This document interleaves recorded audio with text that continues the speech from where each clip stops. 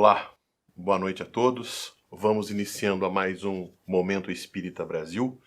Hoje, para darmos continuidade aos nossos estudos, na semana passada nós falávamos sobre a família.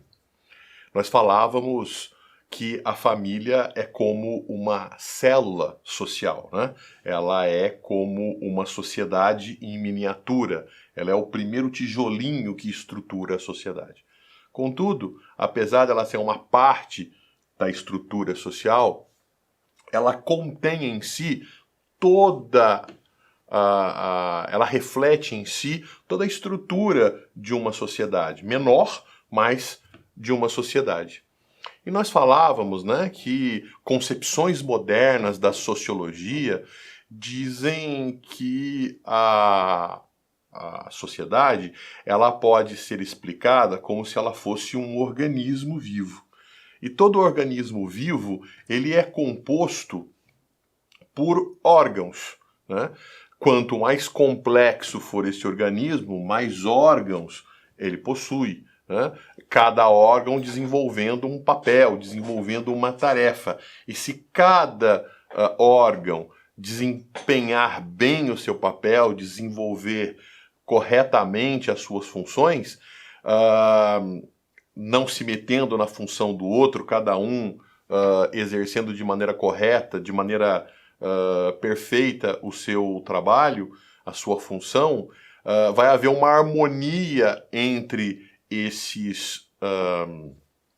essas partes, né, esses órgãos, e o organismo em si, ele vai estar bem, ele vai progredir, né? Isso tem muito a ver com as concepções positivistas do início do século XIX, né, onde Augusto Conte dizia, né, que se nós organizássemos toda a estrutura, se nós tivéssemos tudo estruturado, haveria harmonioso, haveria ordem, né? Muito a ver com a nossa bandeira nacional, né? Ordem e progresso, né? Inspirada nos ideais positivistas. Muito bem. Quando se fala, então, de sociedade enquanto órgãos e cada órgão funcionando de maneira correta e de maneira harmônica entre si para que a sociedade como um todo funcione bem como um organismo vivo, se nós pensarmos na família, a família é exatamente da mesma forma. Quer dizer, a família ela tem uma estrutura, ela tem uma organização, então ela pode ser entendida como um órgão que tem diferentes organismos. Então nós podíamos pensar na família, e nós falávamos na semana passada, né, que nós pensávamos na família como um sistema composto por 3 subsistemas, que precisa, para funcionar bem, é preciso que cada sistema desempenhe bem o seu papel, desempenhe bem as suas funções, uma não se metendo na função do outro, para que dessa forma a família como um todo funcione bem. A gente então dividia a família em 3 grandes subsistemas. O subsistema conjugal, o subsistema parental e o subsistema fraternal. A gente dizia então que no subsistema conjugal, né, ele é composto pelos cônjuges, né? Ele é composto pelo esposo, pela esposa, pelo marido, pela mulher, enfim, ele é composto pelos cônjuges. Esses cônjuges, eles precisam se manter, né? Eles precisam existir, porque toda a família se inicia a partir desse relacionamento, né? Era porque 2 pessoas se uniram em afeto, se disponibilizaram de maneira afetiva de conviver juntos, é que a família então se estruturou. Então, os processos de afetividade devem existir. Nós falávamos, né, que o ser humano ele tem necessidade de dar e de receber afeto. ele tem necessidade, né? O afeto é entendido como uma energia que dá suporte às realizações do espírito. Então, nós precisamos dessa troca afetiva, né? E na condição nossa material, nós buscamos muitas das vezes a nossa energia, a nossa satisfação, os nossos vínculos de vida nas satisfações sexuais, nos vínculos sexuais, na questão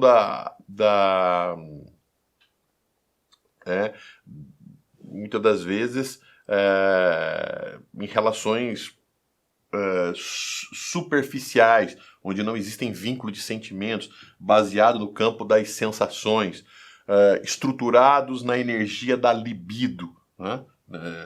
Do impulso sexual, da atração sexual.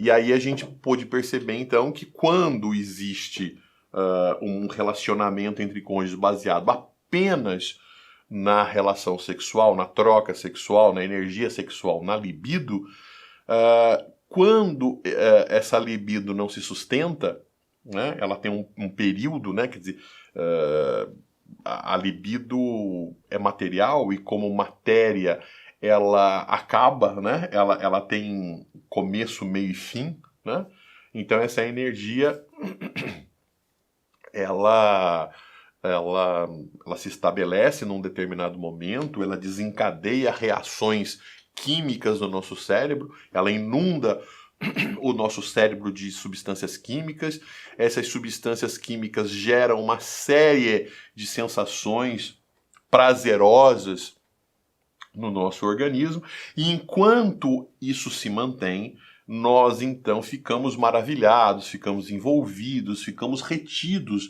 naquele processo de relação. A partir do momento em que vai diminuindo a quantidade de substâncias, né, vai deixando de existir essa energia que sustenta a relação, nós vamos percebendo então que os vínculos vão se desfazendo. E se nós não procuramos estabelecer sentimentos, se nós não procuramos desenvolver vínculos de amizade, vínculos de simpatia, vínculos de alegria, vínculos de solidariedade, se não existiu isso, se isso não foi construído, então esses vínculos vão se desfazer e vai haver uma separação natural. É por isso que Jesus, né, quando perguntado sobre o porquê, se era lícito em relação às leis divinas, às leis de Deus, à vontade de Deus, se era lícito a carta de divórcio. E Jesus respondeu que sim, pela dureza dos nossos corações, né? E o que ele quis dizer com isso, né? E ele termina dizendo, né, a carta de divórcio é lícito, porque o que é carne, né, o que é espírito, pela dureza de vossos corações, Moisés permitiu a carta de divórcio, mas em verdade vos digo que o que Deus uniu, o homem não separa. Né? E o que ele quis dizer com isso é que se nós não, durante o processo da libido, durante o vínculo, durante aquela inundação de substâncias que causaram uma série de prazeres no nosso cérebro, se nós não formos capazes de, nesse período, desenvolver sentimentos no relacionamento, se nós não formos capazes de produzir em nossos corações, em desenvolver um trabalho em nossos corações de sentimentos, né, que nos vincule a outra pessoa, então a outra pessoa não faz falta, então a outra pessoa não existe nada que nos una a outra pessoa, que nos faz desejar a outra pessoa.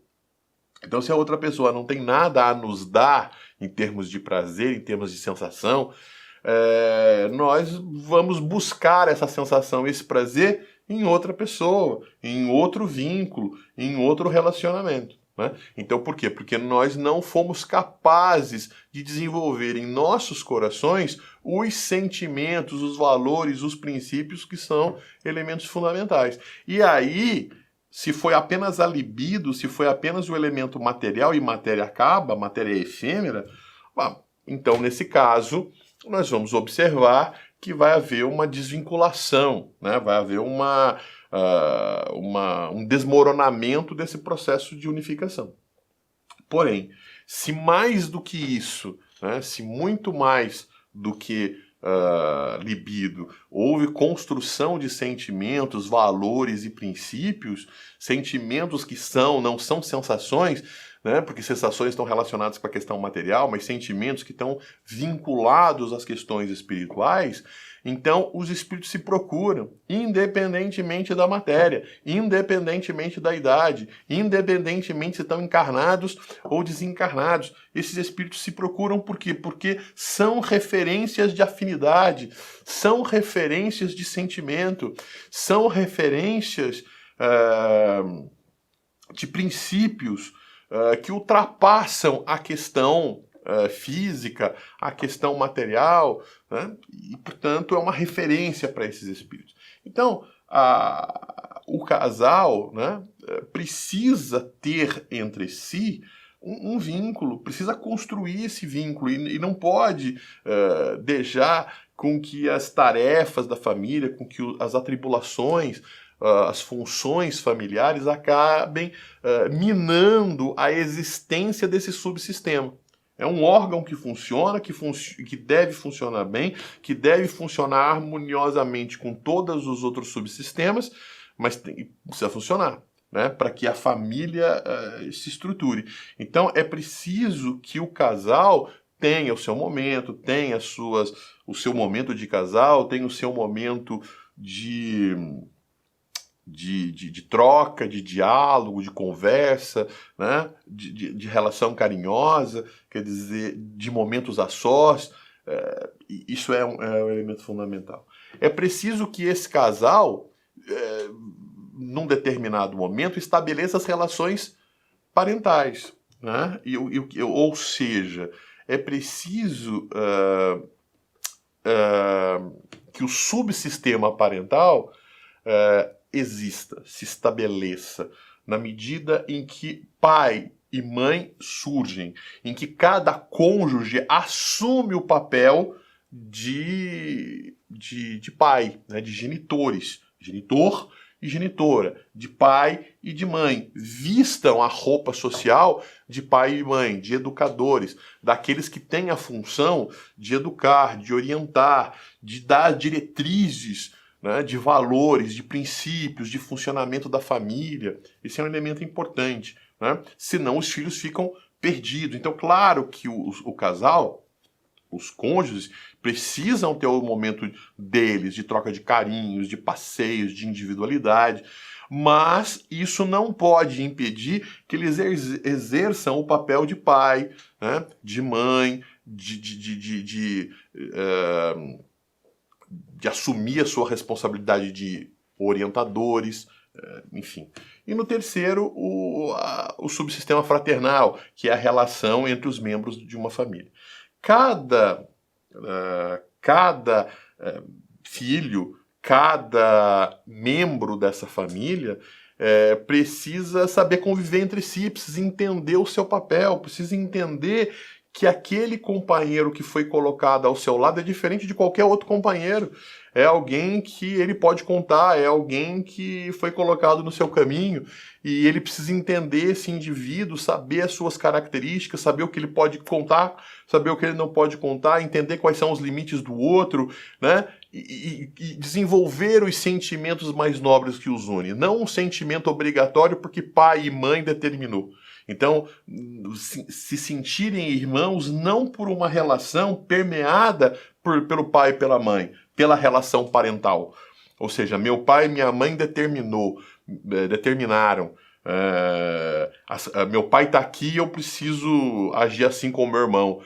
Mas se eu tivesse escondido, se eu tivesse distante, eu faria outra coisa. Se meu pai e minha mãe não determinassem, eu estaria longe, Então, ou seja, é preciso que irmãos possam conviver, é preciso que eles possam sentir prazer em estar juntos, é preciso que eles sintam falta um do outro, é preciso que, de alguma forma, eles sintam a necessidade de um contribuir com o outro nesse processo de escalada. Esse é um elemento importante. Então, quando esses 3 subsistemas eles funcionam de maneira harmônica, muito bem. Entretanto, determinados acontecimentos acabam gerando uma confusão. Lembrando os processos reencarnatórios, né? Você percebe que numa encarnação hoje, quem é meu irmão, quem é minha irmã pode ter sido esposa numa outra encarnação. Hoje, quem é minha mãe pode ter sido esposa, pode ter sido filha, pode ter sido um amigo, pode ter sido um conhecido, pode ter sido alguém que nós tivemos algum tipo de problema. Então, ou seja, é um reencontro de almas numa outra situação, numa outra estrutura, numa outra condição. E muitas das vezes essas características acabam fazendo com que acabam me insuflando, gerando determinados impulsos que eu não sei explicar porque eu não me lembro, mas gerando circunstâncias que vêm de vidas anteriores, tendências de vidas anteriores, que me faça filho. Romper o papel de filho, romper o papel que eu desempenho na família nessa encarnação para exercer papel de marido, para exercer papel de pai, para exercer papel que não é o que eu estou exercendo agora, né? E isso de alguma forma vai criando determinadas dificuldades nessa estrutura familiar, né? Então, vai desestruturando esse processo de relação. Então, nós falávamos de tudo isso, né? Nós falávamos de que não o pai e a mãe não podem perder essa situação de cônjuge, né? Porque quando perdem a situação de cônjuge, existe aquela sensação de falta, aquela sensação de abandono, aquela sensação de que existe um peso gigante nas suas costas, né? E que ele não pode contar com absolutamente ninguém, que ele está sozinho e que ele tem uma série de tarefas a desempenhar e que não tem ninguém efetivamente para ajudá-lo. Então, quando ele perde essa referência de cônjuge, ele às vezes se acopla num filho, na filha, né? Como confidente, como aquela pessoa que ele eleva no grau de hierarquia familiar, né? Que tira da condição de filho e coloca como de conselheiro, como de orientador, como aquele que de alguma forma vai suprir a necessidade do outro cônjuge, né? Vai dar ali, vai dividir os problemas, vai dividir as dificuldades. Ele vai falar do relacionamento problemático ela vai falar do problemático que tem com ele vai falar com os filhos sobre as dificuldades que tem com a esposa e o que efetivamente isso acontece, né? Fazendo com que muitas vezes um filho tome o partido em relação ao outro, criando determinados processos, fazendo com que cada membro da família assuma determinado papel que muitas das vezes não está preparado para assumir, não tem maturidade para assumir e que não deveria assumir porque ele precisa ser subalterno a determinadas circunstâncias porque você é quem orienta, quem direciona, quem dá caminho, quem dá direcionamento, e de repente ele se vê na condição de ter que te orientar, ter que te dar sustento, numa situação que ele não tem como, e quando ele não tem como, ele se sente frustrado, e essa frustração vai trazendo um desequilíbrio para o indivíduo enquanto espírito. Então, nós vemos uma família hoje um pouco complicada, um pouco desestruturada, exatamente pela dificuldade com que esses 3 grandes subgrupos, subsistemas que estabelecem a família acabam desaparecendo, se estruturando, e você tem um amontoado de pessoas ali. A maneira com que esses subgrupos, com que esses subsistemas funcionam na família determinam o grau de família, o estilo de família. E é isso que eu gostaria muito de enfatizar hoje com vocês, né? Se você tem cônjuges, né, em que a relação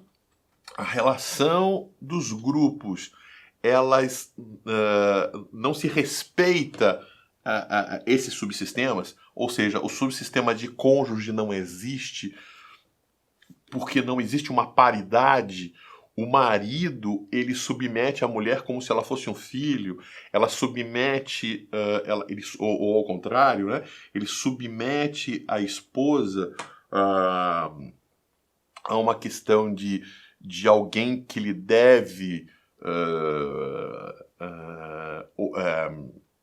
atender aos caprichos, atender aos desejos, quando ele exerce uma função autoritária para com a esposa e para com os filhos, né? A esposa acaba desempenhando um papel de obedecer à sua vontade, os seus desejos, né? Para que não se crie determinados problemas, né? É como se a esposa fosse filha e tivesse de atender aos caprichos do pai, ou como se a esposa fosse mãe, né?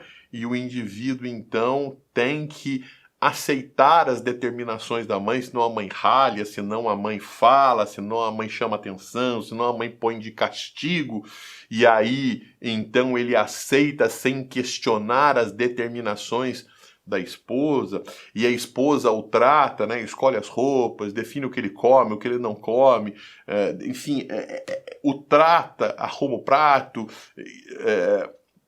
o trata como um grande filho, quando as relações conjugais não se estabelecem, né? Quando é um só que dá as diretrizes e todos os outros seguem, então você começa a ter uma família que a gente chama então de família autoritária, né? Então existe uma determinada pessoa que estabelece a regra, que estabelece os processos, que estabelece determinados princípios de funcionamento familiar, e esse processo, esse princípio, essa regra, ela não é algo constante, porque na verdade ela se estabelece em busca de atender aos desejos do próprio indivíduo. Quer dizer, o indivíduo não se submete às regras que cria, ele determina as regras que atendem ao seu bem-estar, à sua vontade, os seus interesses, e todos os outros estão submetidos a isso, menos ele. Porque ele faz o que quer, porque ele faz o que deseja. E todos os outros seguem uma regra que o deixa satisfeito, que o deixa alegre, que o deixa tranquilo. Então, isso é um processo autoritário, né? De tal maneira que os filhos, o cônjuge que se submete a esse processo, são indivíduos com a liberdade tolhida, com a capacidade de viver, de existir, de desempenhar funções, de ser criativos, falhos. A pessoa, então, não tem direito de pensar, de raciocinar, de ter criatividade, de fazer coisas diferentes, né? E isso, obviamente, vai sufocando, porque todos nós somos seres criativos, seres capazes de criar, de gerar coisas novas, de produzir coisas novas, de fazermos, quando nós somos co-criadores, não é isso? Então, isso efetivamente não traz grandes contribuições para a saúde da família, para a saúde individual de cada membro. Então, é esse autoritarismo, né? Onde as pessoas também não têm estabilidade. Por quê? Porque as regras mudam de acordo com os interesses de quem as determina, né? Do autoritário. Então, as pessoas não conseguem estabelecer uma regra pensando no outro, no bem-estar de todos. O indivíduo sonha, cada membro ali daquela família sonha em um dia sair daquela família e criar uma família em que ele possa liderar, em que ele possa desempenhar um determinado papel, né? Onde as pessoas possam fazer para ele o que ele faz para o déspota, né? O que ele faz para o autoritário. Ou então esse indivíduo ele troca de autoritários, né? Ele sai de um autoritário desejando um autoritário que o trate melhor, mas ele continua sendo alguém que precisa ser dirigido, que precisa ser comandado, que alguém precisa dizer quais são as suas opiniões, os seus sentimentos e as suas ideias. O indivíduo não tem liberdade para ter as suas próprias opiniões. De acordo com o relacionamento que ele está vivenciando, ele adota determinado comportamento, ele tem uma determinada opinião política, ele tem uma determinada forma de raciocinar e de levar as coisas, porque, na verdade, ele se acostumou num relacionamento em que ele é comandado, ele é tratado como objeto e não como sujeito. Portanto, ele não pensa, portanto, ele não raciocina. Ele olha para o lado para saber como se comportar. Por outro lado, se você tem uma família onde os cônjuges estão muito preocupados em viver a vida conjugal e estão muito pouco preocupados com as questões do exercício da paternidade, da maternidade, né? De ser genitores, de exercer de vestir a roupagem de educadores, então esses indivíduos, de alguma forma, eles geram uma família permissiva, né? São indivíduos que, de alguma forma, eles estão preocupados em ter prazer, em ter satisfação individual, né? Na relação entre cônjuges, na relação até com os próprios filhos. O indivíduo quer receber prazer a todo momento, quer receber aplauso a todo momento, quer receber satisfação a todo momento. São indivíduos extremamente carentes e que, de alguma forma, precisam receber aplausos de todas as formas, dos filhos. Então, eles são permissivos, eles são abdicratas, né? Ou seja, eles abdicam do poder, né? Eles abrem mão de exercer a autoridade. Então, nesse processo, onde não existe uma determinação, uma orientação, um direcionamento, você tem o funcionamento de famílias que a gente chama, então, abdicratas, né? De famílias permissivas, de famílias que não oferecem referência. E aí você tem também, que é o outro extremo da família que nós chamamos autoritária, nós temos a abdicrata, aquela então que abre mão do poder, que abre mão da autoridade e que os filhos então eles muitas das vezes comandam, eles assumem o poder, porque os pais têm dificuldade do confronto, têm preocupação em que os filhos não vão aplaudi-lo, não vão reconhecê-lo, ele precisa do amor e do carinho, porque ele vive numa carência de afetividade, porque não existe afetividade nessa família, então ele está em troca de processos de afeto, né? O afeto que ele deveria receber, a convicção que ele deveria ter nas relações conjugais, o indivíduo acaba então direcionando isso, tentando buscar isso dos próprios filhos, querendo receber aplauso, e quando ele quer receber aplauso, ele não consegue dizer não, ele não consegue impor limites, ele não consegue, ele tem preocupação em gerar frustração no outro, então ele é permissivo, ele permite tudo, ele dá tudo, ele direciona tudo, ou ele tenta colocar, e quando ele percebe que ele recebe um não, então aí daqui a pouco ele abre tudo, para que tudo fique bem novamente, e isso gera então um grande problema na família, porque a família precisa de uma referência de quem oriente o caminho. Se não existe essa orientação, então você fica numa grande baderna. E você tem um terceiro tipo de família, né? Quando você considera os subsistemas, você tem agora uma família que respeita os subsistemas, né?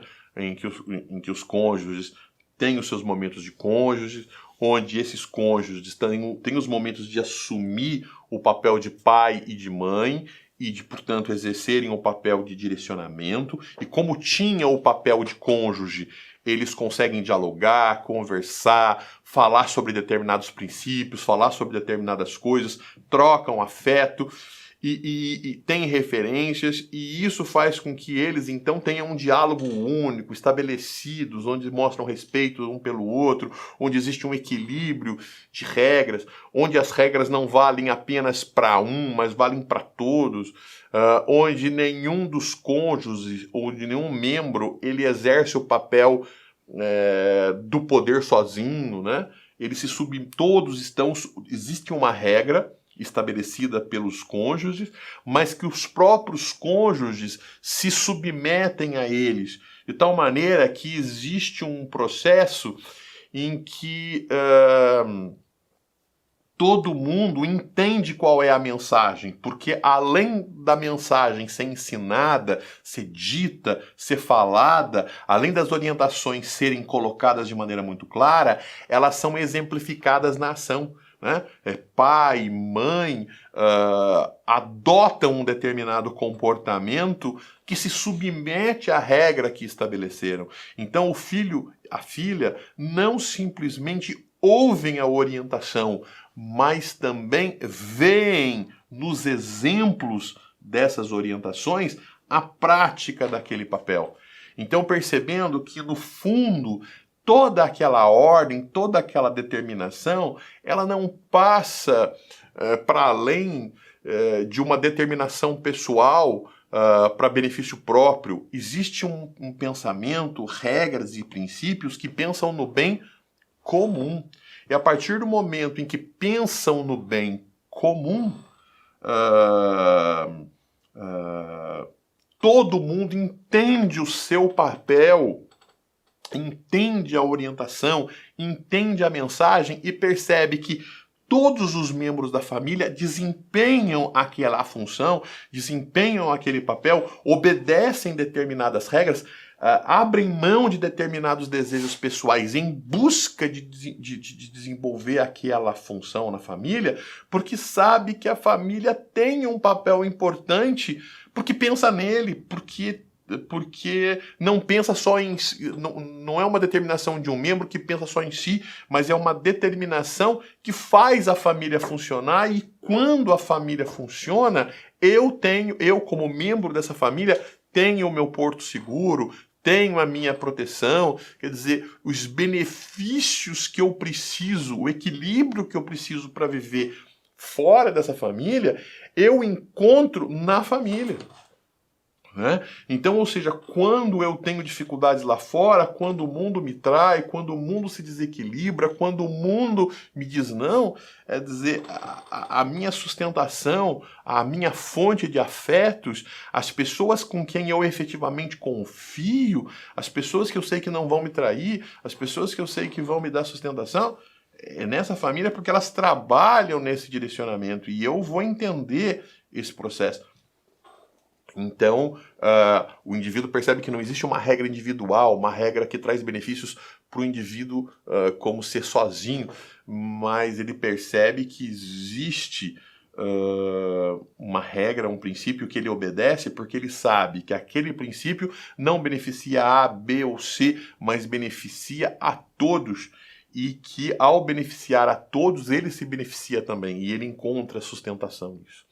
Então, perceba que a família, então essa família, então se nós temos no primeiro exemplo uma família autoritária, se no segundo exemplo nós temos uma família abdicrata, permissiva, nesse terceiro exemplo nós temos uma família que nós chamamos de família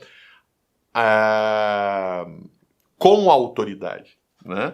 Então, ou seja, ela não é autoritária, ela é dotada de autoridade. E à medida que ela tem autoridade, ela estabelece disciplinas, ela estabelece regras de funcionamento muito bem definidas.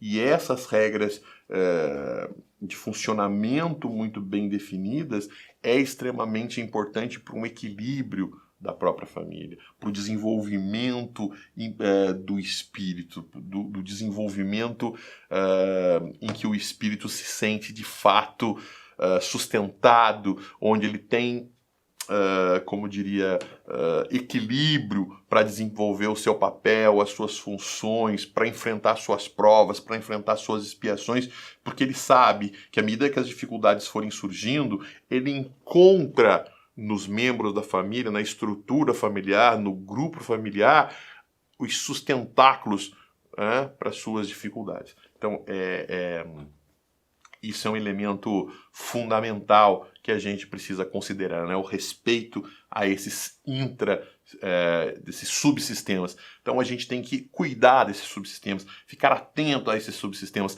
refletir sobre isso, discutir sobre isso, para que a gente possa, então, reconstruir as relações familiares tão importantes nos dias de hoje, né? A família estabelecida numa sociedade tão complexa, tão desestruturada, tão desorganizada, é a base para dar sustentação a espíritos que precisam vencer suas provas, vencer suas expiações e terem sucesso, né?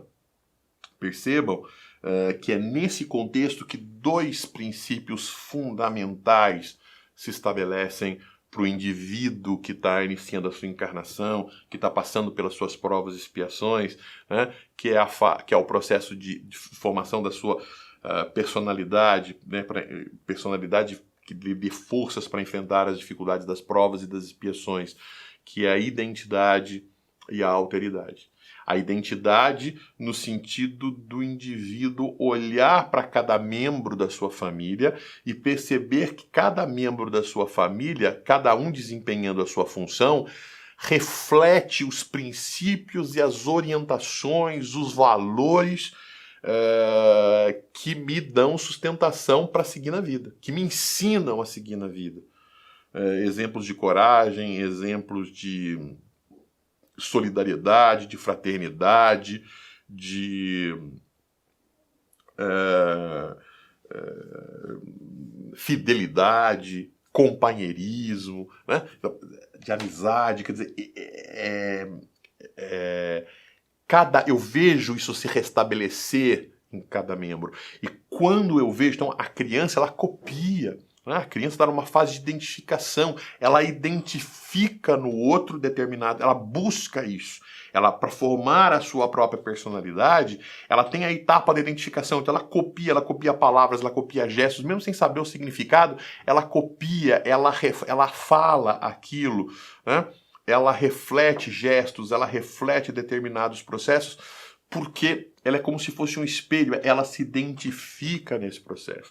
Então, desde muito pequena, ao se identificar nesse processo, ela vai tendo elementos, né, que extravasam de cada membro da família valores e princípios que essa família se submete. Que todos os membros se submetem. Então, ela não tem maus exemplos de autoritarismo, ao contrário, de valores e de princípios que ela busca e que ficam muito claros para que ela busque, porque todo mundo, de alguma forma, transpira esses valores e esses princípios. E ela tem também um segundo desenvolvimento, que é o desenvolvimento da alteridade. Então, quando chega na adolescência, diferente da infância, em que você quer a identidade, em que você quer copiar, em que você quer fazer parte daquele grupo familiar, quando você chega na adolescência, você quer uma independência, você quer marcar território, você quer dizer assim, olha, eu faço parte desse grupo, mas eu não me confundo com cada um deles, eu tenho uma identidade própria. Perceba que isso é fundamental no exercício da formação da sua própria individualidade. Né? O indivíduo faz parte daquele grupo, ele comunga determinados valores com aquele grupo, mas ele é diferente de cada membro daquele grupo. Ele tem as suas especificidades, ele tem as suas características, ele tem a sua individualidade. E isso é elemento importante em que ele marque isso. Ele tem suas vontades, ele tem os seus desejos, ele entende e ele respeita os valores, os desejos, os princípios do grupo do qual ele faz parte. Mas ele não precisa necessariamente sempre abrir mão dos seus desejos, das suas vontades individuais. Ele tem os seus sonhos individuais. E é lícito que ele as tenha e é lícito que ele possa realizá-las. É claro que quando ele quer realizar todos em detrimento da vontade e do desejo do outro, perceba que quando a coisa acontece nesse processo, nesse princípio, o indivíduo, perceba, o indivíduo ele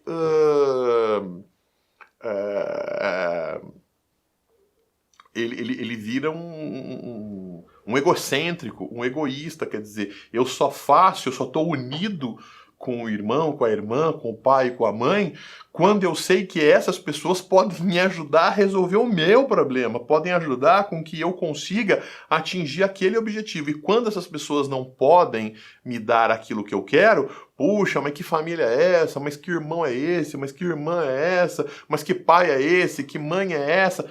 porque no final das contas a gente, na verdade, é egocêntrico, a gente nunca pensa nesses objetivos individuais.